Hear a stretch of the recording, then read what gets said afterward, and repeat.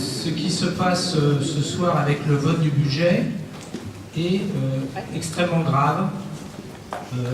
On est habitué depuis quelques années à Bagnolet avec des budgets qui ne sont pas sincères, c'est-à-dire qui sont équilibrés avec des ventes de terrain qui ne sont pas effectives, qui ne se réalisent pas, d'où l'emprunt relais que vous avez été obligé de prendre il y a 14 millions il y a peu de temps.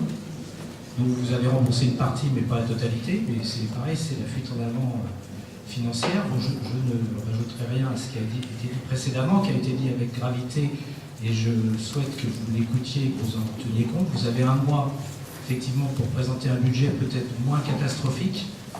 Je ne sais pas si c'est possible, je ne sais pas si vous en avez la volonté, mais en tous les cas, ça vaut le coup que vos conseillers municipaux et conseillères municipales de la majorité vous le disent clairement, parce que là, vous êtes clairement, là, le budget de cette année est clairement en déséquilibre de 35 millions d'euros. Excusez du peu.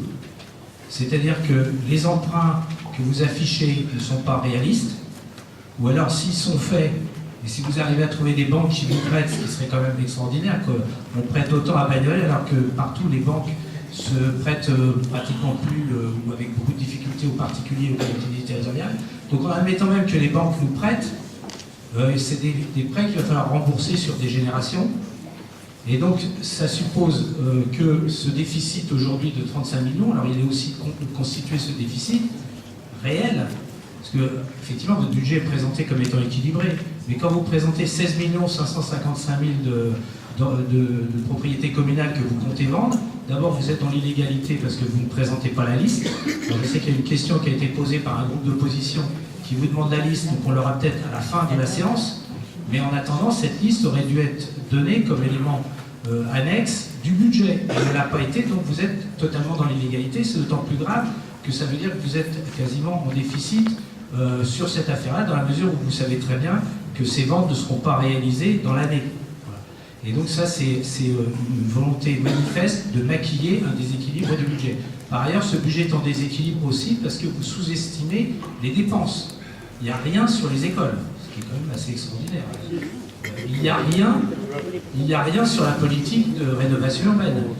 Alors que l'ANRU est une obligation, un engagement que la ville a contracté, et que l'État, visiblement, pourrait au moins accompagner notre investissement, mais que, disons que si la ville de Bagnolet ne verse rien, c'est clair que l'État se défaussera tranquillement en ne donnant rien.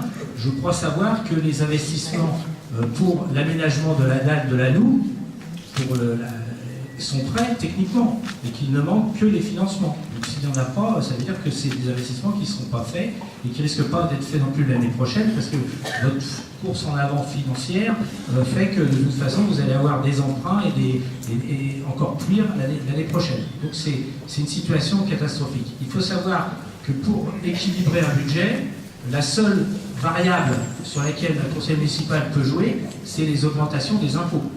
Et que en fait, le déficit actuel, le déficit de cette année, correspond à une augmentation de l'ordre de 100%, voire 200% du budget. Donc c'est énorme.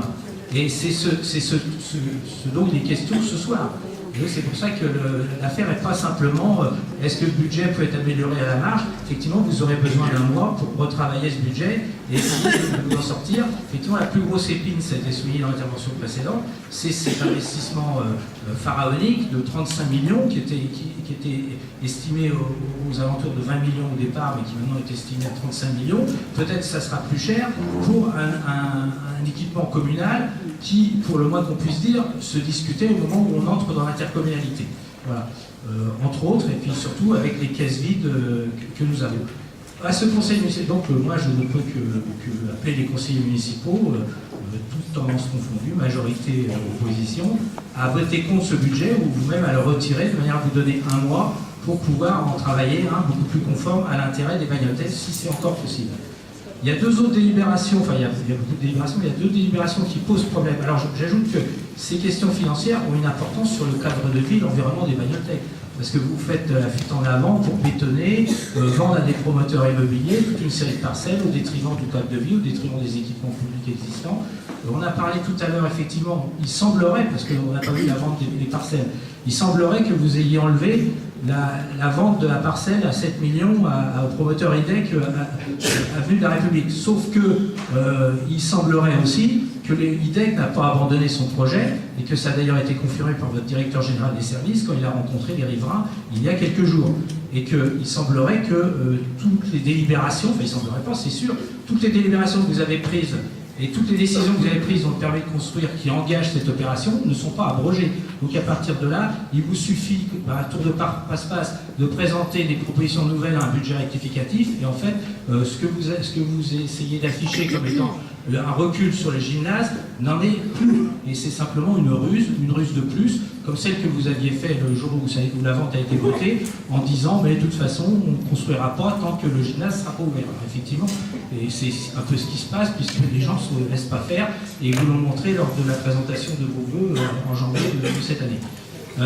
Deux autres délibérations méritent l'attention pour les gens comme nous attachés à l'environnement de Bagnolet. La première, c'est effectivement, vous allez déclasser les parcelles Akira, les parcelles qui appartiennent à la ville, qui sont le parking public de la rue Pierre-Marie Curie. Cette opération est scandaleuse, elle consiste à donner avec 120 logements un parking public qui a son utilité, à saccager la place du 7 mars 1961, 17 octobre 1961, à supprimer un espace piétonnier qui faisait la qualité notamment des Malassis, etc.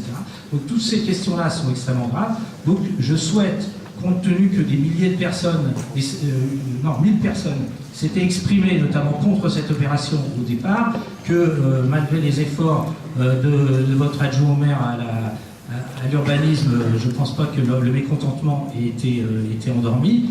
Je pense que vous devriez avoir, à moins de vouloir pratiquer la même politique que pour les gymnases Renault